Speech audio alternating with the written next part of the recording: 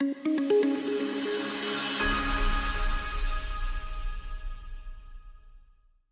there's our 2 minutes. So, good afternoon, everybody. Appreciate you giving your time to join us here. My name's Dave Armstrong. I'm the Principal Business Consultant for the CCLAS LIMS team at Datamine. This is one of a series of presentations that we're putting forward, which is really looking at aspects of what we've termed the CCLAS EL Velox model. Today we'll be looking or considering the CCLAS Historical Database, how it's set up, how it's used, and what its uses are. The CHD is actually delivered as part of the CCLAS EL Velox model when it's deployed, but it's important to keep in mind that it can certainly be retrofitted into existing CCLAS deployments should it be required. Okay, so before I commence the presentation, I'd just like to go through a few features of the webinar. As we've done before, we are quite happy to take questions at the end of the session so we can keep it flowing.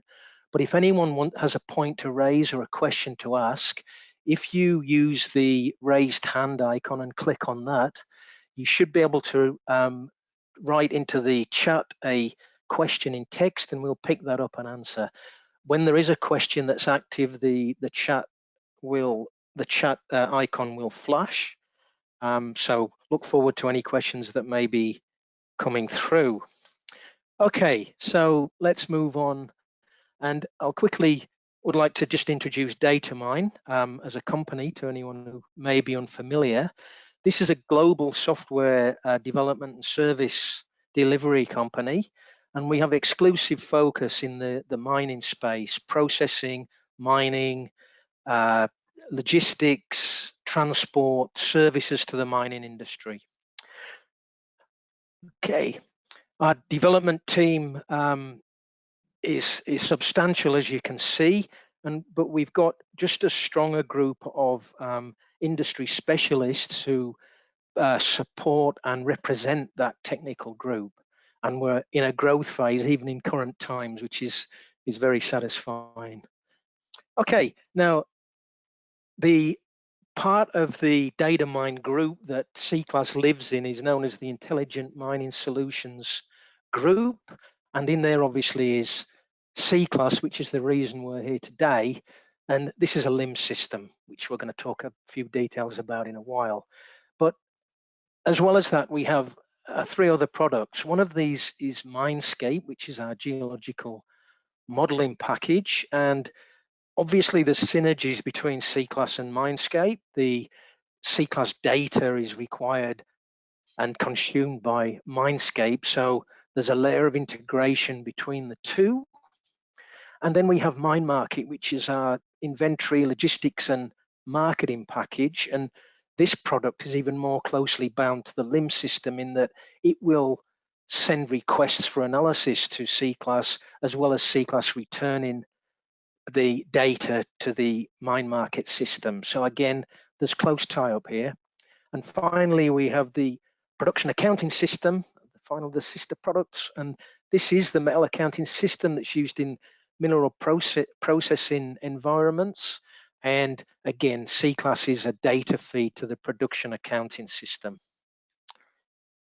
Okay, now just quickly, the LIMS system that we're talking about, CCLAS, is quite vintage. It's been around for close to 40 years. It's globally distributed into a variety of industries, not just mining and mining services. And we've got a fairly large user base that we work with. Some of the people in that user base have been around for as long as the product's been around, which is always nice. And here's our list of, or some of our customers. We're very proud to be involved with all of these people.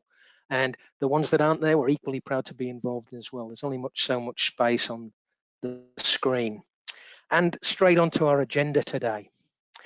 Okay, so what we're talking about is CHD. So the first thing we've got to answer is, what is the CHD and how do we set it up? Then we'll move on to, once we understand what the CHD is, how we communicate with it and how we get data to it out of out of the CCLAS system. Then we're going to move on to a parallel. The PI system, OSI-PI, is a very commonly used product inside the mining space. And with the CHD, we have a means to simplify integration to that system. It's been fraught with difficulty in the past, so we've endeavored to make that as simple as possible. So we'll talk about that as well. And finally, moving off at a slight tangent, we're going to have a quick look at inputs to CCLAS. That is the ability to register samples from other systems. Now, one of those systems is one of our own. That's the Acquire system. But it's really about geological samples which come in great numbers into laboratories and how we reduce problems and simplify the registration process. So let's see if we can get it all in the time frame. Now, excuse me while I change screens. And please tell me if there's any issue. So we're now looking at the CCLAS Velox menu system. And that is basically, well, it's built on the CCLAS EL core module, but looking down the left-hand pane, it's full of capability that has been added over the years to the core model so that we can sell this as an off-the-shelf, basically, system that is capable of doing just about everything we would hope for, perhaps, inside the mining industries and others as well. So let's begin. And to talk about CHD, really, what it is a database. So what I'm going to do first is just go to a SQL editing tool just to show you what's involved, because it's really a very simple setup that we've got. And first of all, I've got to find my SQL.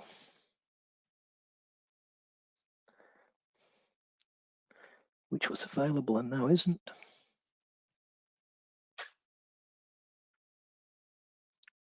Excuse me for 1 minute.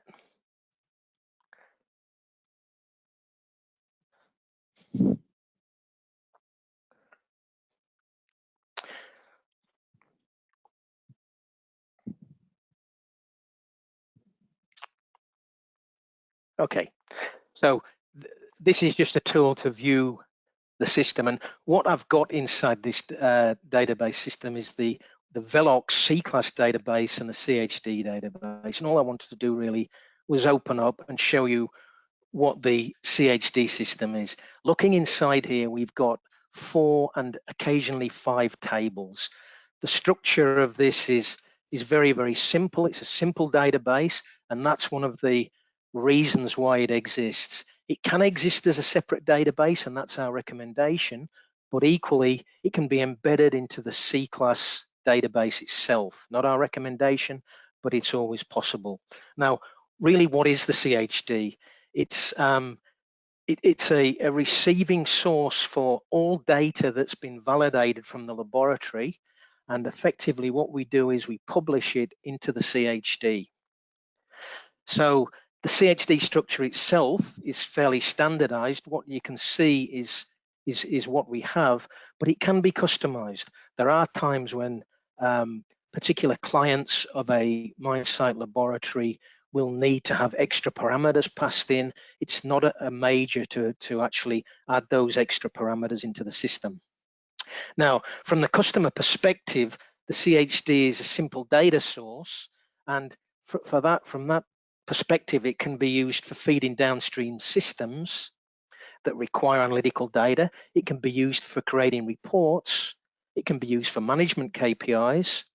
And it is a single universal data source. So really everything that the customer of the mine site laboratory needs can be accessed through this database. Now, moving from here across to the justifications for the laboratory, these are as follows.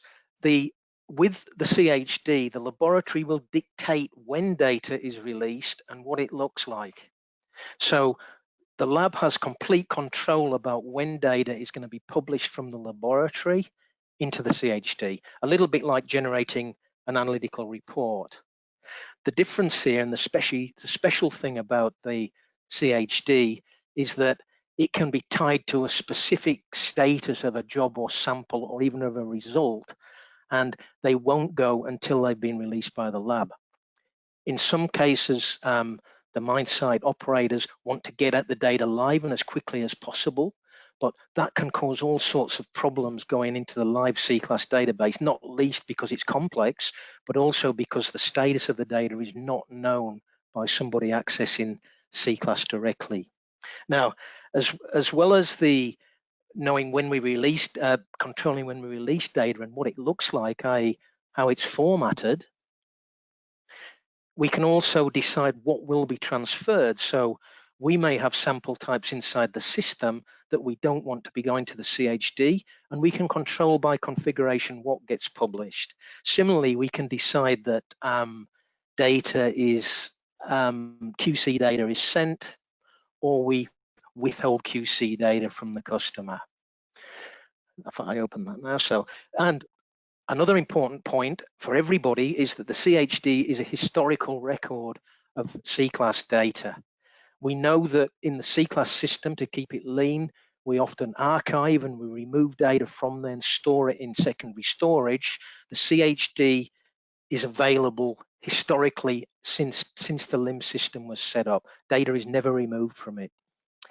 Finally, from the laboratory's perspective, the CHD can be used for its own internal reporting. It's a lot simpler, except when you're using the formal reporting capability of CCLAS to go into the CHD because the data structure is so simple. Okay, and now I'll move back to the CCLAS. And let's start with how data is actually transmitted from CCLAS to the CHD. Now, what I'm going to show you are the components that have to be put in place to make this happen. So we'll start at the point where data is transmitted and then work back and actually transmit some data.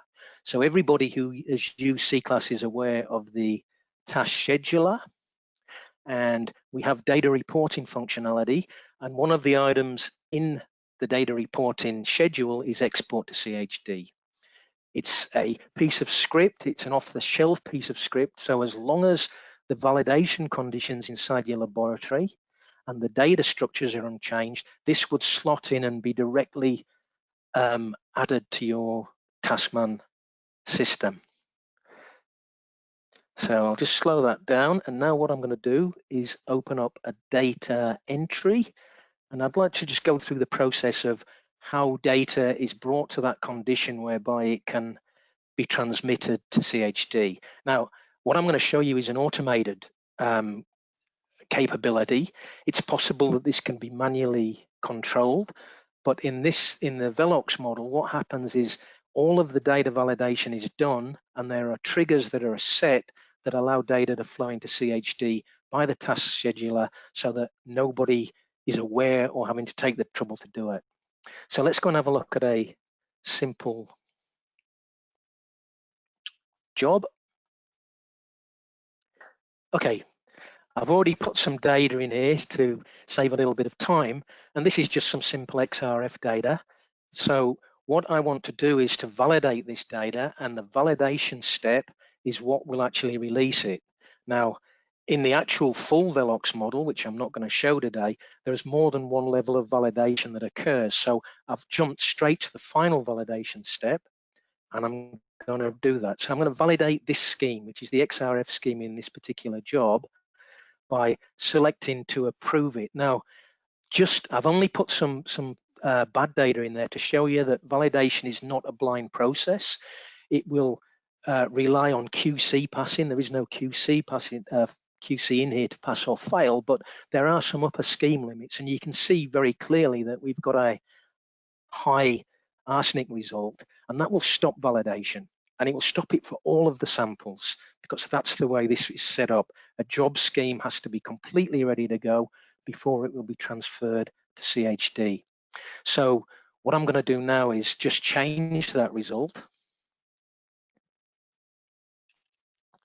so that it can pass, and then I'll run the validation again, or the approval, and this is now approved. Effectively, at the next run of the schedule, all of this data will go to the CHD. Okay, I'm just going to save and close this and just show you at the job level on the browser. You can see that we've got a part validation here. All of the schemes has been validated, and this is now exportable. So let's go and do the exercise. I'll just quickly run this thing, the export to CHD. And that picks up that the sample schemes are validated, and now it should be transmitted. If I quickly go back to my part validated job and open up the X-ray, we can see that it's reporting as exported. It's successfully got the data across into CHD. And now I'm going to open up another application that we have. It's also a Velox application, which is the CHD Query. And this is just a simple example of the sort of tools that we have available. So the CHD is a data source for doing reporting effectively inside the lab. This is just to go and check what the status of CHD is. Has something arrived? Has it not arrived at the CHD? And in some cases, we can set functionality up in here so that you can remove records from the CHD. If the lab has sent them and it's an error and they wish to remove them, that can happen, but only the lab will ever be able to do that. We have to set up the database so that it's effectively read-only for all of the consumers. Now, if I search for the job that I've just sent, which was MS20723, I think, night shift, you can see that we've got a number of samples that have been transferred for this, and this is reading from the CHD. And if I click on an individual sample, you can see that X-ray data there. This is telling us that all is well and as it should be. It's just really a status flag. Now, I'll quickly go into the other scheme that we've got in here, which is a carbon sulfur, and there's no data in there, so I can just put anything in. And I'll validate that. I'll save and validate. And that should validate straight away. And just to show here, we're now looking at a fully validated sample. Effectively, this job is complete and everything should be transferred to the CHD. So let's just verify, let's just do another schedule. We quickly run that and close that. And if we go back to our item now and requery, we'll now see that we've also got the carbon sulfur data in there. And that data is formatted.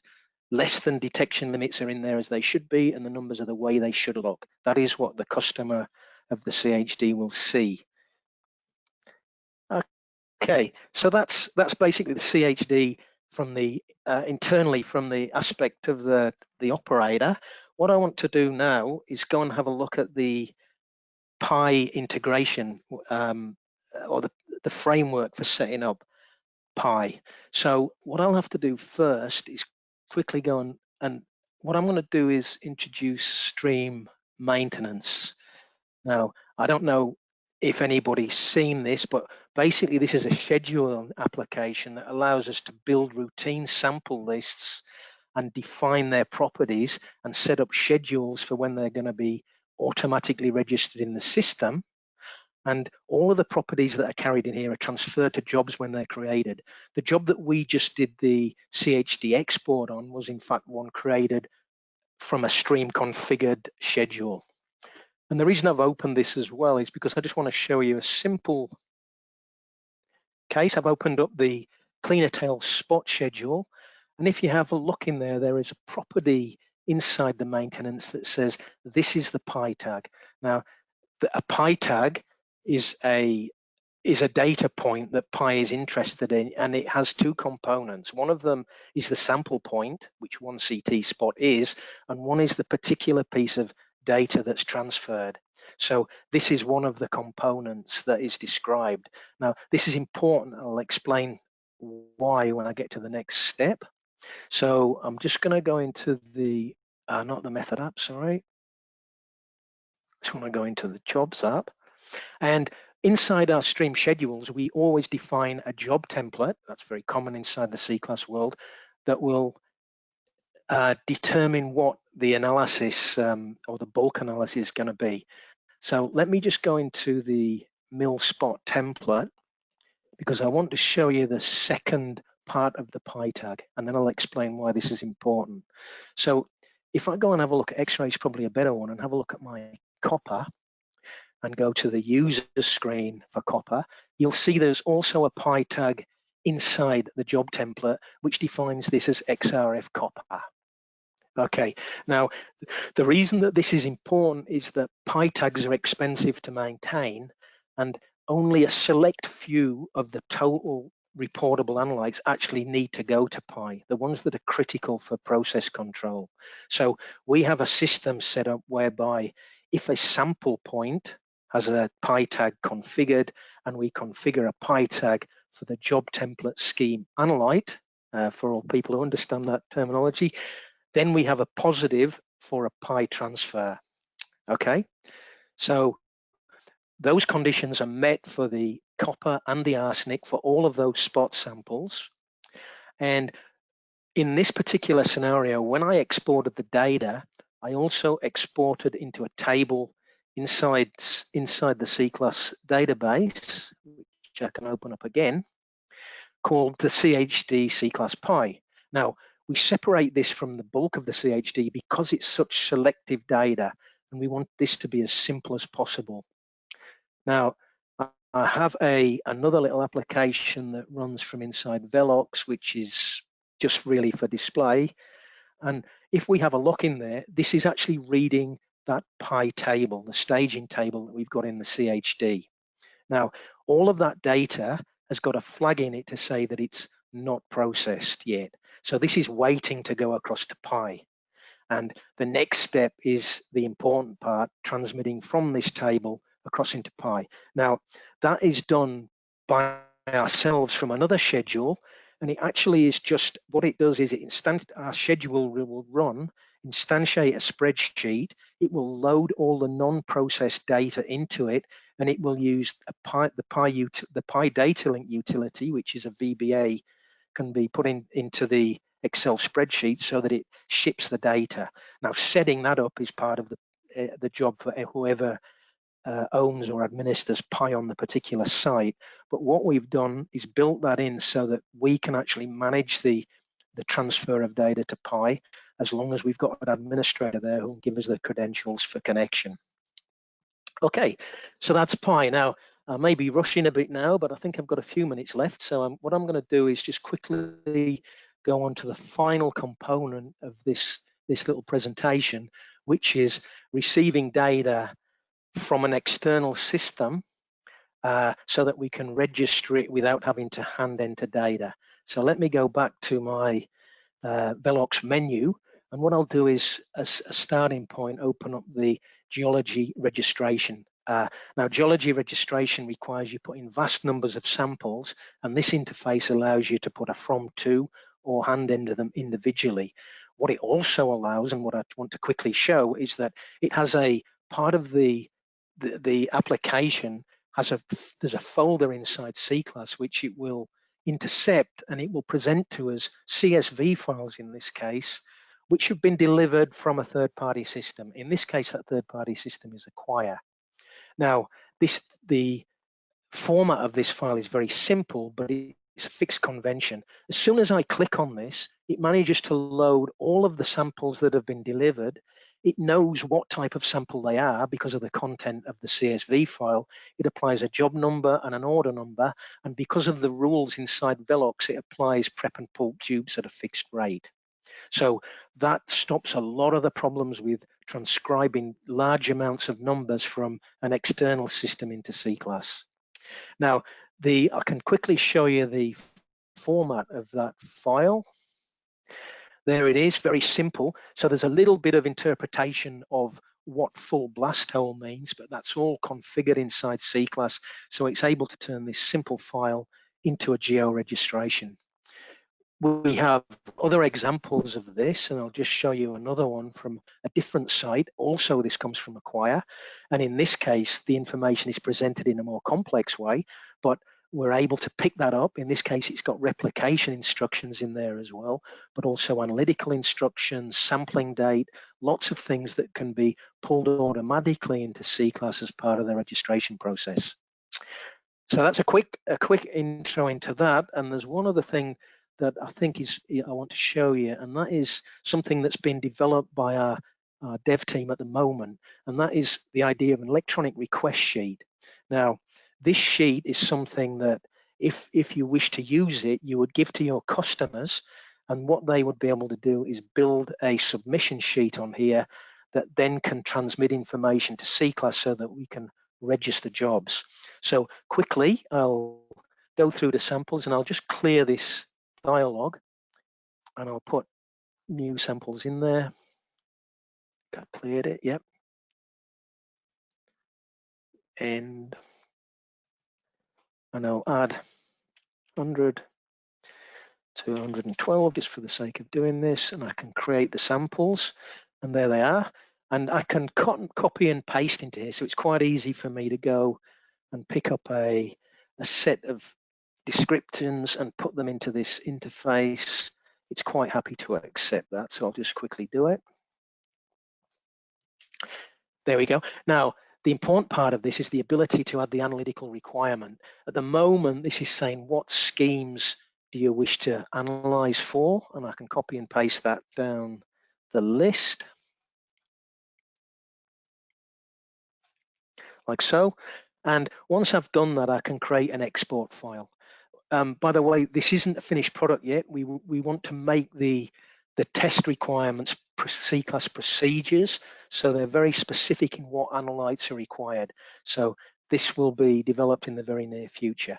I'm going to create an export file for this, and I'll just show you what this has done. Now, in practice, the geologists would be remote. They would create this, they would create the request as I've just done, and that will create an XML file.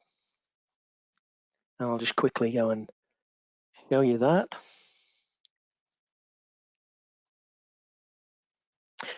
There's an XML file that's been created with all those requirements.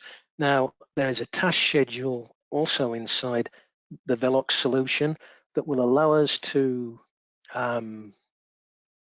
register from that XML file. So I'll just kick that off as the last thing we do, and then I can show you that job's been created. It'll be inside the Geology blast hole. And there it is, 3 o'clock on the 23rd of the 7th. We've created a geology job based on that request, which is created. The XML file's created. It can be emailed or delivered direct to a share folder. And in there is the requirements that we put in there, 12 samples. Okay, guys, I'm out of time here, so I'm going to stop right where we are, and I'm going to throw open to questions if anyone has any. And if anyone wants to ask questions later, there's no problem. Everybody knows how to contact us. So let me go back to this screen and move on to the next. Thanks very much, everybody, for attending. Next week, there's going to be a presentation which will be about consuming and reporting data from the CHD using Power BI, among other tools. So thank you very much indeed, and we'll catch you next week. Thank you.